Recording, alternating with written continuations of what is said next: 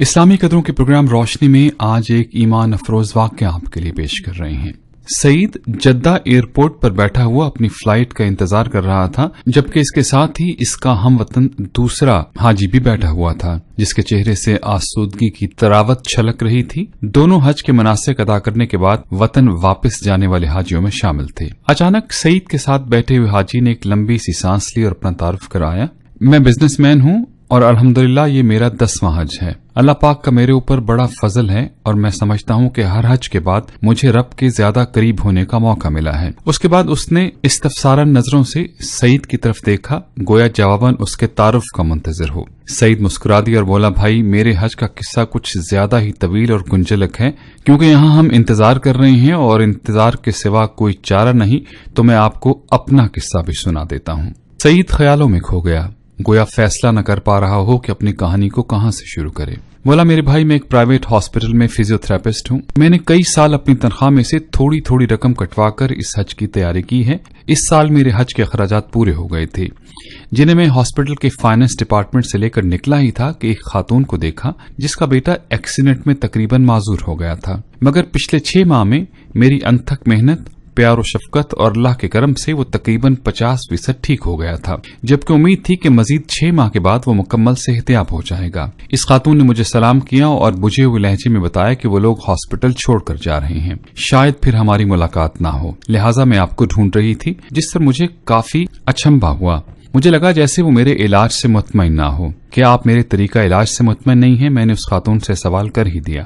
نہیں ڈاکٹر صاحب، ایسی بات نہیں ہے، آپ نے تو بچے کو ڈاکٹر کی بجائے باپ بن کر سنبھالا ہے، میرا تو رواں آپ کو دعائیں دیتا ہے۔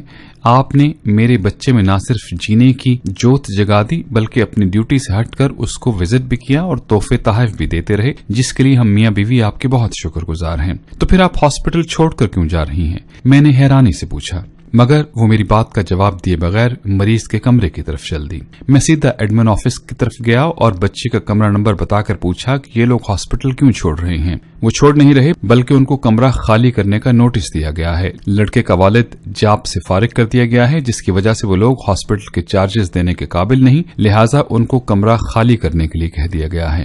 میں وہاں سے مینیجر صاحب کے آفس میں گیا اور ان سے درخواست کی کہ بچے کو علاج جاری رکھنے کی اجازت دی جائے، مگر میری بات ابھی پوری ہوئی ہی نہیں تھی کہ مینیجر نے نہایت روکھائی سے کہا کہ سعید، یہ ایک پرائیویٹ ہاسپٹل ہے، کچھ چیریٹی ادارہ تو ہے نہیں، یہاں وہی علاج کرا سکتا ہے جو اخراجات کی سکت رکھتا ہو۔ مینیجر کے 2 ٹوک جواب کو سن کر جو ہی میں مڑا تو میرا دایاں ہاتھ میری جیب سے ٹکرایا، جس میں حج کے پیسے رکھے ہوئے تھے۔ دفتر سے نکل کر میں نے آسمان کی طرف دیکھا اور کہا، اے اللہ، تو اچھی طرح جانتا ہے کہ مجھے تیرے گھر آنے کا کس قدر شوق ہے، اور اب جبکہ میرا خواب ایک حقیقت بننے والا ہے تو اس بچے کی زندگی کا سوال کھڑا ہو گیا ہے۔ اے اللہ، میں مجبور ہوں، مگر تو بے نیاز ہے، میں حج پر نہ آ سکا تب بھی مجھے اپنے فضل سے محروم مت کرنا۔ میں وہاں سے سیدھا اکاؤنٹس آفس میں آیا اور اس بچے کے اگلے 6 ماہ کے اخراجات جمع کرا کے اس کے ڈسچارج آرڈرز کو کینسل کرا دیا۔ الحمدللہ میرا دل سکون سے بھر گیا تھا، مگر حج پر نہ جانے کی کسک اپنی جگہ تھی۔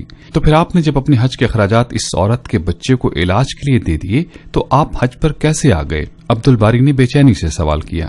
میں جب گھر آ کر لیٹا تو حج کے مناسک کا ایک منظر میری نگاہوں میں گھوم رہا تھا۔ میں نے کئی بار بیت اللہ کا خیالی طواف کیا تھا، کئی بار لبیک اللہم لبیک کہتے مجمع کے ساتھ اپنی آواز ملا کر ان کا حصہ بن گیا تھا۔ پتہ نہیں کب میری آنکھوں سے آنسو بہنا شروع ہو گئے اور ان بہتے ہوئے آنسوؤں کے ساتھ ہی میں سو گیا۔ میں نے دیکھا کہ میں بیت اللہ کا طواف کر رہا ہوں اور لوگ مجھے میرا نام لے کر حج کی قبولیت کی بشارتیں دے رہے ہیں۔ اے سعید، اللہ نے تیرا حج قبول کر لیا، تو نے زمین سے پہلے آسمان پر حج کیا ہے، ہمارے حج کی قبولیت کے لیے بھی دعا کرنا۔ اسی کیفیت میں فون کی گھنٹی بجی، جس نے مجھے جگا دیا۔ فون پر ہاسپٹل کا مینیجر تھا، جو کہہ رہا تھا کہ ہسپتال کا مالک حج پر جا رہا ہے، وہ اپنے خاص معالج کے بغیر کبھی نہیں جاتا، مگر اس دفعہ اس کے معالج کی بیوی شدید بیمار ہو گئی ہے، لہٰذا آپ کو ان کے ساتھ بھیجنے کا فیصلہ کیا گیا ہے۔ آپ اپنے ضروری کاغذات ہاسپٹل کے ایڈمن آفس میں پہنچا دیں۔ میں نے سب سے پہلے تو شکرانے کے نوافل ادا کیے، پھر کاغذات آفس والوں کے حوالے کیے यूं अल्लाह पाक ने मुझे अपने घर बुलाने का इंतजाम कर दिया।